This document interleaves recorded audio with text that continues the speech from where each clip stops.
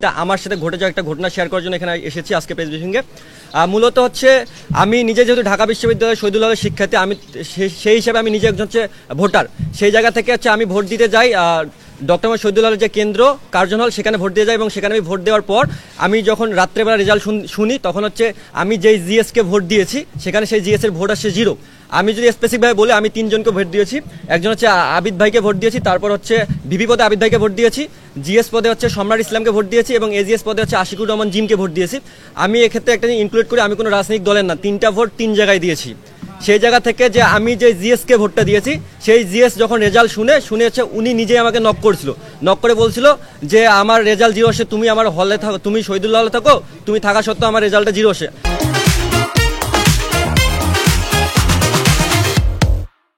স্পেসিফিকভাবে বলি যে উনি হচ্ছে আমার এলাকার ভাই, আমার খুব কাছের ভাই, ঠিক আছে।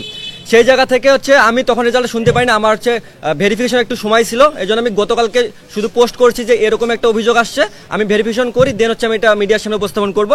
অ্যান্ড দেন আমি আজকে শোনার পর যখন শুনি আসলেই রেজাল্টটা 0 আসছে।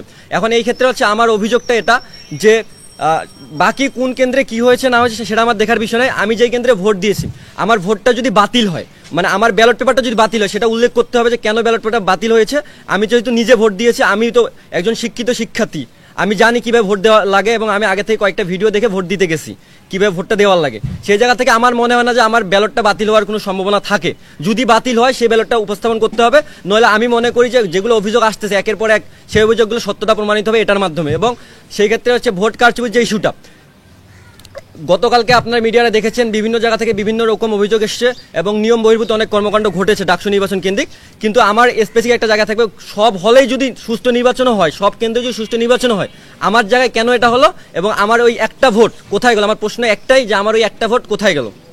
এটাই জন্য আজকে আমার প্রেস ব্রিফিংটা করা। এবং বাকি অন্য ইস্যু, যদি ঢাকা বিশ্ববিদ্যালয়ের শিক্ষার্থীদের উদ্দেশ্যে আমি একটা কথা বলছি, তারা যদি বলে যে ভোট সুষ্ঠু হয়েছে, তাহলে আমি মানতে রাজি আছি যদি আমার এটা দেখায়। এবং ঢাকা বিশ্ববিদ্যালয়ের শিক্ষার্থী যদি এটাকে গ্রহণ করে, তাহলে সাদরে আমিও গ্রহণ করব।